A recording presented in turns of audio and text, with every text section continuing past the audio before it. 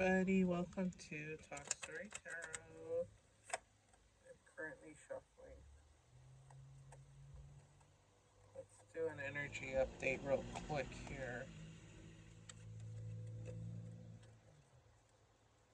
I just got off of work. I had a pretty rough day. Not a bad day. It was really hot in the warehouse. Yeah, it is what it is. Okay, that's my favorite saying right now. It is what it is. Okay, couple of oracles. Pack.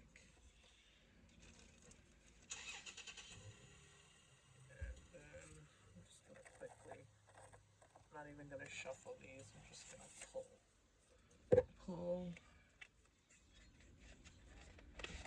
and pull.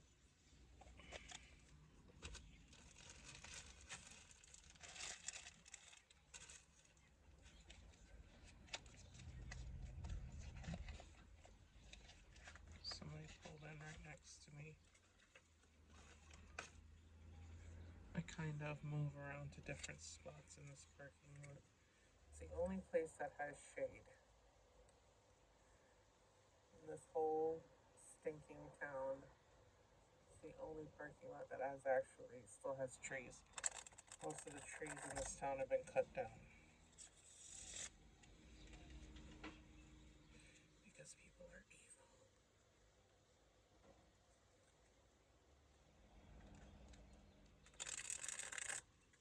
So I'm actually gonna shuffle the tarot cards. Let's see what we get. Pull those two. More. Sometimes I don't look at every single card that I pull. I don't know why. I think I get too much into the zone. And I just decide, you know what? That's good enough. But sometimes it is. Sometimes you don't need it or you're not ready for the whole message, and that's okay. That is okay. I think a lot of tarot readers, they overdo it when it comes to like how many cards they pull, or they just go like completely ham with it and they end up with a huge mess of cards. I think to myself, like, why do that when you only have to like put all that crap back? That's crazy to me. I hate that part of the whole process. Is like, oh crap, I gotta put all this back. Oh yeah, there's one more deck. I have it hidden under here. It's that new one. Still not sure about this one, but you know, I'm not too familiar with it, so this one's one of those gigantic decks with the big cards. I like the pocket decks because you don't have to break your knuckles, break your wrist trying to shuffle it.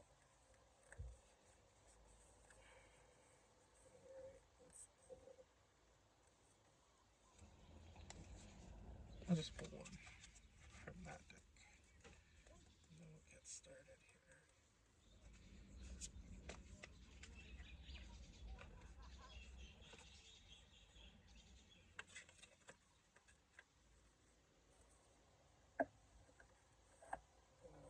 One window so that this guy's not listening to me. What he's doing, taking apart his chainsaw or something. Okay, that's better. Alrighty. How are you doing today? Hopefully you're doing well. I think an energy check-in would be appropriate, would be really nice today. So we got the element of water. Water, the element of water. What does that mean for us today? Element of water, ocean therapy, getting in the water. I did that the other day with my dog. I took him in the water and we just sat together and he just swam around in my lap and it was really nice, very healing. The ocean is so healing and I'm very fortunate to have easy access to the ocean. But yeah, take some time out for some water therapy. Water therapy can be as simple as drinking more water. Hydrotherapy, drinking more water. Um, you know, taking time in the shower to not just wash and cleanse your skin, but um, also to allow the feel of the water to massage your body, because not all of us get massages. I think massages are kind of a luxury item that we don't afford ourselves, or maybe we can't afford to get massages regularly, or maybe we're too shy to get massages. I know that that's me. Even though when I have gotten massages, it's been very healing. I often cry when I get massages because it releases so much. Like, you have to let go when you're getting a massage or getting acupuncture or things like that. And when you hold a lot of tension in your body, a lot of anxiety, a lot of tension, in that kind of situation, you're almost forced to release that energy, that built up energy that's been stored for so long. I'm seeing black energy. There's black. It's like tar that's stuck to you. It's that cancer-causing crap that gets lodged inside of your body under your skin, and when you get a massage, that all gets worked out, and it can lead to like extreme emotional responses, all kinds of responses. When I get acupuncture, it feels like I'm getting electric shocks, because the tension release in a certain, point in your body, and in your certain, I forget what they're called, but in certain points in your acupuncture points in your body, meridians, those lines that connect, they get cut off. Oh my god, am I gonna do another Naruto quote? This is crazy. Okay, every single time I go back to Naruto, Neji Hyuga and Hinata Hyuga of the Hyuga clan. The Hyuga clan's Kekkei Genkai, which is their family trait, their family ninjutsu that they pass down. Theirs have to do with those meridians in your body, like acupressure points. And they use that as their fighting style, where if they hit you in like a certain point in your body, like in your neck or in your side or something, they cut off your ability to access, like to move your arm, or to like, they can stop your heart, they can stop your breathing, they can cause extreme pain. So they know all these little pressure points that they can hit you in. And for me, it's like I can tell when there's a release of energy, and when those points reconnect, it's like an electric shock, and I can feel it, and I'll scream while I'm getting acupuncture, because it's like sticking my finger in a light socket almost. It's terrible, but it's good at the same time. It's really good, but it's terrible that you know you realize how important energy is and how you get cut off from it. And so, yeah, so water is really important. So water. I'm not gonna show the cards too much in this, but that's what I got. We got water, and we got the element of air as well. Interesting, very very interesting. I don't like it when tarot card readers say interesting, so this is interesting because we got two elements here, air and water. So more air, more water, more air, more water, more air into our lungs. And okay, I'm gonna backtrack a little bit because this is really interesting how um, my whole right now, the big concern in my life is financial. It's a huge concern right now because it's actually like happening where my financial sources have dried up, basically have dried up. So my financial resources are starting to slowly, each one starting to dry up. And for a long time, my focus has been to do these things. I have to do in order to get. You have to do in order to get. So you have to put energy out to get energy back. It's just simple physics. And that's how finances are. It's simple physics. What you put out is what you get back. So the element of air and the element of water coming up in the reading is really important because right now is in that transitional phase of like, okay, all this shit's falling apart and I have no really, my choice is to let it happen. And the reason is because the whole time that it was, you know, this was all going on and I was in this mode of making money and paying bills and doing what I needed to do, I wasn't really taking any time out for self care. I didn't feel like I had time. And that's a big one in our day to day lives. We don't have time. We don't have time for those things. Those things feel like extra, right? Extra taking time out for self care, for pampering. It feels like pampering, like it's just an extra benefit, but it's not necessary. When it's really, really, really, really necessary, and we don't realize how necessary it is for self care. And self care could just be like taking a vacation, taking a staycation, taking a holiday from all the worries and all the stressors and all the regular things that we have to get done, the deadlines that we have to get done. You know, we meet our deadlines and then we take time. But sometimes we need to stop all that. Just put a stop to it, period. And forget about your deadline and say no. No. This all stops and it's time to self care. It's time for water, it's time for air. Self care. It's time for water, it's time for air. That's your mantra for this week. Self care, water, air. Self care, water, air. Water, air. So, air, the element of air, getting more air, deep breathing, breathing modalities. And you can do that with water therapy too. You know, if you do if you have access to cold plunges or just getting in the shower, turning the water all the way to cold, and breathe while you're doing it. Doing your Wim Hof breathing, Wim Hof. If you don't know Wim Hof, look it up. Um, Wim Hof is a person, but he has a technique that he does. You know, he'll go into the Arctic and jump in the cold water. That's like pins and needles, but he breathes through it, and it gets your blood, your chi, all your energy flowing, flowing again. You know, it releases all those stuck things and it helps you with everything from weight loss to, all kinds of different health problems.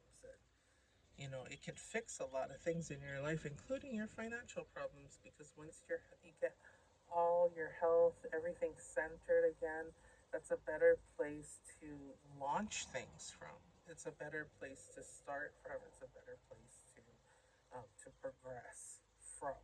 When you are clean, your energy's flowing, and you're centered, and you're refreshed. You're refreshed. Your lungs are refreshed. Your body is refreshed. The water has cleansed you. The air has filled you and cleansed you. So drink more water, breathe deeper, get more air, do some meditation.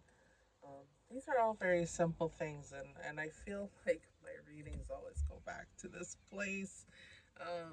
It's more like spirit reminding me to do these things, and that reminding me that I already know what to do, and it's very simple, and it's very, the answers aren't that complex. And when we seek things like tarot, which is just a permission slip from the universe to indulge our spirit, these are just permission slips. We can often be like, no, there's gotta be, the secret formula, or this card will lead to this card will lead to that card, and then there's this like this secret way to make things occur in our life to get the things that we want. When actually, the way to the path to get what we want is wide, broad, and easy. It's not complicated. It's easy. So we have, let's see, um, Four of Pentacles. So Four of Pentacles is, foundation, stability, foundation and stability, um, material success, physical success, physical strength. I'm trying to think. Let me think here. Let me look at another card. Maybe I can. Okay, I got another one. Oh my gosh. Okay, Wheel of Fortune. So Wheel of Fortune is almost a very similar energy. This it's all these positive messages, very positive, saying that you know from that place of being grounded, being refreshed, being stable, success is assured. That's really all that's saying. And your fortune is still there. It might feel like it's so out of reach, and it's almost like elusive, and it's almost too late, and everything's fucked, and nothing can go back, and it's gonna be too hard, or it's too scary, and I just want to give up. Success is still assured. It's hard to believe that when things are going so badly. How can you believe that your success is assured when things are going so badly? This is a question I would love to ask someone like Bashar, like someone who's really, really, really like plugged directly into source. Not that I don't feel plugged directly into source, but there are times where I just really allow myself to get swept up in the vortex, the garbage pile that surrounds me. I allow myself to get stewed in the dumpster juice. God damn. I don't know why this is really bothering me right now. These readings are really bothering me. Sometimes I get mad at tarot readers that I listen to. Like, yeah, right. It's it's hard to see the positive when things have been so negative. And I think it's easy for us to just be like, to get possessive about our pain. We get possessive about our pain because our pain is familiar. And what is familiar is comfortable. Pain is comfort. Pain is comfort. It soothes us. Our pain soothes us. It makes us happy. Because it's like, see, what did I tell you? It just came back around again. The pain is still here. What did I tell you? This is familiar. So it's like, duh, this is my life. Why would it be any different? Yeah. It's a control thing. It's a control thing. It's an ego thing. Yeah. Our pain is it's tied directly to our ego. And as long as we have the pain, we're not alone. Yeah. Pain is comfort. Because it's there. It's a sensation. When you think of yourself as a molecule, and you've kind of boxed yourself into a corner, you're floating along the chi of life, and you get boxed into a corner and you're all alone. Pain is something. In purgatory, there's nothing. That is the worst, because you are stuck only with your own consciousness. So pain reminds you not only that you exist, but that you're not alone. And it can become very overwhelming for so many people. Sometimes it's hard to believe that these people, you know, do the ultimate horrible deed to themselves. It's hard to believe that they did that and it wasn't some conspiracy. But when you think about pain and how serious it is and how debilitating it is and how much trouble we have releasing it, because it's like an old friend. Don't listen to me. I don't know what I'm talking about at this point. And maybe I might go further into that at some point, but not right now. Not right now. Because it's something I wanna sit with for a while and kind of contemplate, and you can too. What is your connection to your pain, your suffering? Why do you treat it like a friend when it should be enemy number one? It's like, no, this doesn't need to be here. I need to address this and get rid of it. Period. Point blank. Period. Okay. Let's get into some tarot here. Some more tarot. Yeah. Okay. Yeah. King of Pentacles. Yeah, it's all success, the star. Success is assured. We have to not be possessive with our pain. We're being possessive with our pain, and we're not sharing. We're not sharing. We're not going to listen to anybody else about it, even though our success is assured. And we do have the capacity and the ability to shed all of that. I can't show this card because there's a naked lady on it, but um,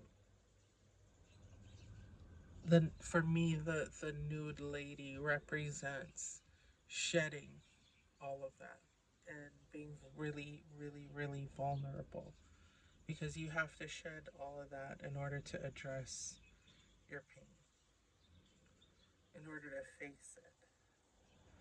You have to be naked and not afraid. Naked but not afraid to let go and to pour it out. Pour it out under the moon, under the stars, under the sun. You know, element of water. Yeah. Immerse yourself. Immerse yourself as if you're being born brand new. And when you emerge from the water, when you baptize yourself, you emerge from the water, you're blessed. You're new. The pain will always be there, but there's gotta be a way for you to release it. Maybe just some of it, maybe just a part of it, a part of what's holding you back, a part of what's causing you suffering. Figure that out. That's your homework assignment. Figure out a way to help you release your pain. We got water and we got air. So that's a good starting point. More water, more air. Drink more water. Breathe more. Remember to breathe. Meditate. You know, really immerse yourself. Turn the water to cold. Do you get too used to using hot water when you shower? Turn it all the way to cold. And try to feel that. Give that shock to your system. So you breathe. You breathe deep. Because your success is already assured. Your happiness is there, but it's a choice. Happiness is a choice. Your joy, your prosperity, it's a choice. And it takes a mature mind and a mature spirit to understand this. There's wisdom that must be gained and gleaned from the situation that you're in now. There is wisdom. There is fruit. There is fruit in this. There is something to be learned. There is something to be absorbed from this circumstance. Because you are not in situation, and I'm sorry, that's separation. Yeah, separation. So sometimes things must come to an end. Sometimes it's time to say goodbye because nothing lasts forever. And you will know when you're in resistance to change, when you're in resistance to things coming to an end, when you're in resistance to separating from whatever, you will get signs and signs and signs and signs, and eventually the universe will just take it away, whether you like it or not. You still have some control over the outcome. You still can choose to resist. You still can choose to fight for what you want, and it may work out in your favor. I'm not saying that it won't, but sometimes some loves must end. Yeah, you need to be brave enough to break a bond. You know, this could be a bond of love, a bond of friendship, a job, a business, um, a vehicle that keeps breaking down. Sometimes maybe you need to sell it. It could be as simple as that. Maybe it's a pet, a beloved pet that no matter what you do, you can't deal with the pet's behavior or you can't heal the pet. Maybe you need to find another home for your pet, something like that. I mean, that's just a weird example, but you see what I'm saying. It's like if something's not working out, maybe you need to, you can look at it from a different angle, um, or maybe it just needs to end. Um, but yeah, your success is definitely assured. That's for sure. And but you need to be brave enough to face it naked, yet afraid, but unafraid. You need to not be afraid, and by not being afraid, I don't necessarily mean being brave. It's just you need to realize that it's illusion because it's not really about bravery and facing something very horrible. It might not be as horrible as you think. It might not be as bad as you think. I think once you look at it from that different angle, the scary situation, it might not be as scary.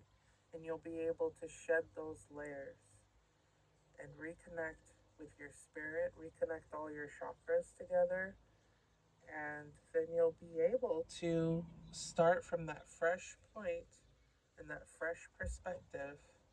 And that's a way better place to launch yourself from, to launch your idea, to launch your project, to launch a new endeavor and a new phase of your life from that refreshed point of being. And with that, that's the end of our reading for today. Thank you so much for joining me, and I hope that helped you as it has helped me. Have a blessed day. Aloha.